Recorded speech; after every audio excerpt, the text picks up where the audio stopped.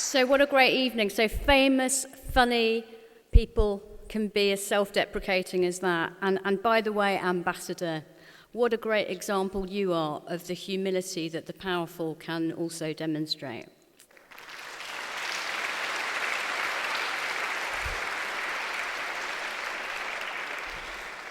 However, the powerful don't always exercise and demonstrate such humility, which is why I descend back into the grim and remind you of where we began, and liberty's top priority, which is saving our Human Rights Act.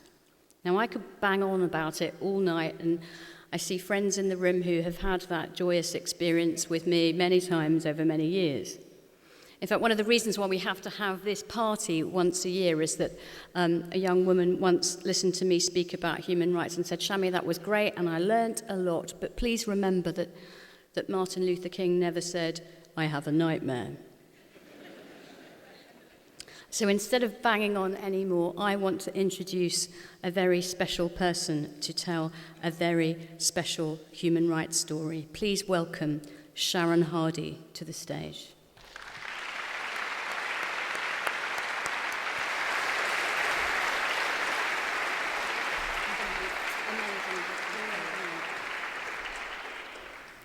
Hello, my sister was Corporal Anne-Marie Element. She was the youngest of 3 girls. Anne-Marie had always wanted to join the army, and in 2006 she joined up and became a Royal Military Police Officer. She loved her job and she believed in justice. She was good at her job and took immense pride in serving her country, and as a family we were all very proud of her. She carried the 6 core values of the army: courage, discipline, respect for others, integrity, loyalty, and selfless commitment. In the autumn of 2009, she was posted to Germany. She was looking forward to this new assignment because it was a busy location and there would be more interesting and varied work for her to do. In 2009, she reported that she'd been a victim of a rape. She telephoned me the following day, and I recall so clearly the terrible state she was in. One of her friends had to break the news to me. Initially, she could barely bring herself to speak. The men she accused of raping her were also Royal Military Police officers who she served with and who she had considered to be her friends.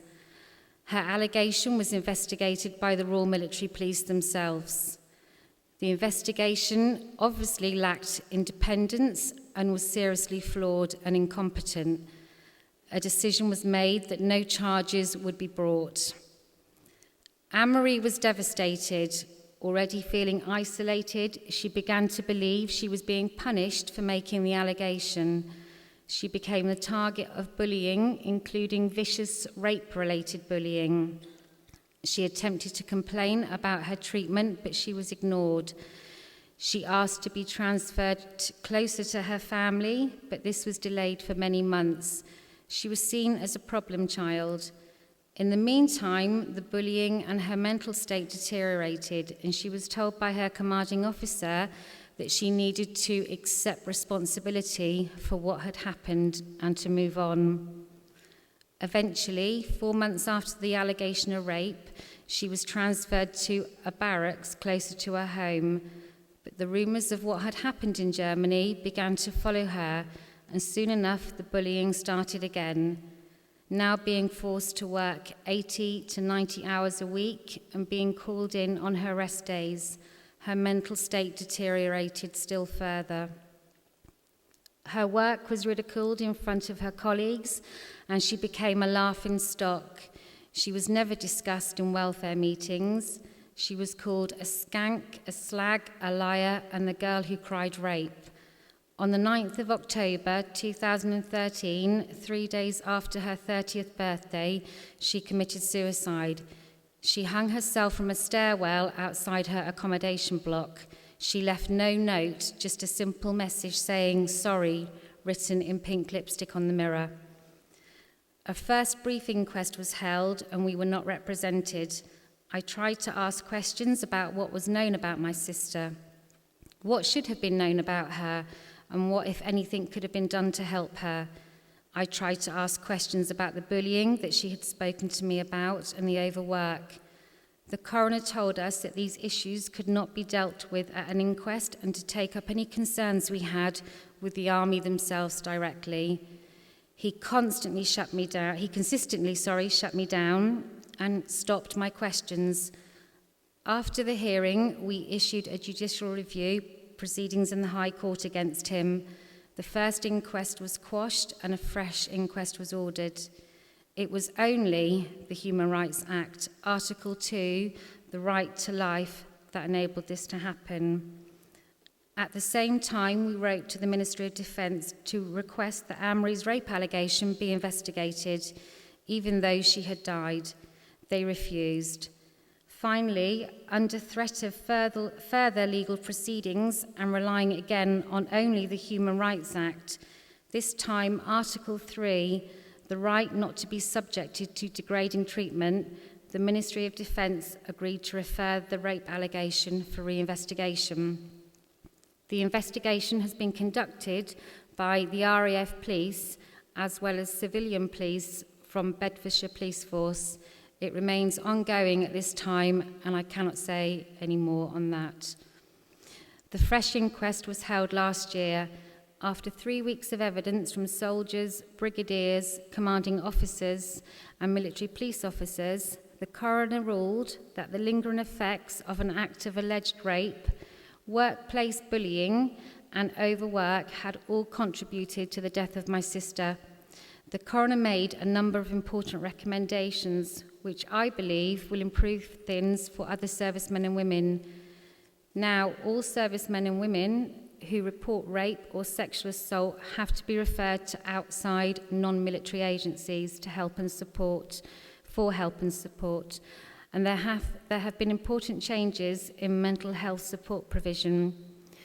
Whether these policies are carried into effect is, of course, another matter entirely, but it's a good first step. And for me, I believe, for the wider public, the positive impact of exposing the Army's terrible failure to protect and help my sister who was prepared to put her life on the line for them, cannot be overstated.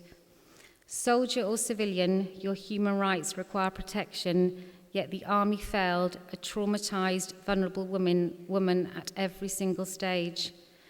Without the Human Rights Act, none of what has been achieved would ever have been possible.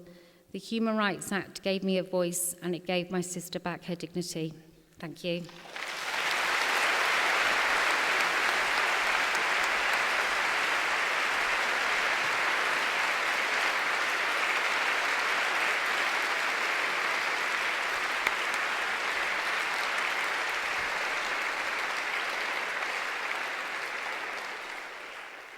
Thank you, Sharon. Thank you for your courage in sharing your brave sister's story. And there are many other stories of vulnerable people who only got access to justice because of the Human Rights Act, which is why this campaign to save it is so important. On your seat, you will find a badge. I appeal to you all, if you want to help us save the Human Rights Act, join Liberty, wear our badge, and tell your friends to do the same. We can't do this alone. The more of us who are wise to the myths and the misinformation, who can bat away the toxic spin that's seeped into everyday rhetoric about human rights, the more likely we are to defend not just the act itself, but the underlying belief that we are all united in our humanity. You know, in my experience in this work, the truth that I found is that everyone loves human rights, their own. It's other people's that are sometimes a little more challenging. But we can all be suspect. And in most parts of this earth, we're all foreign. We can all be the wrong age, race, religion, in the wrong place at the wrong time. We can be victims of violence, intrusion, and injustice. We can all need protection and redress. Human rights laws weren't designed so that we could always be comfortable. They were designed to keep us safe and free, and they are at the beating heart of liberty, and their values run through everything that we do. Please join this fight. Not just because we're calling on you as friends of liberty, but because this evening you've seen the whole spectrum of what human rights really mean. From personal struggles to collective victories.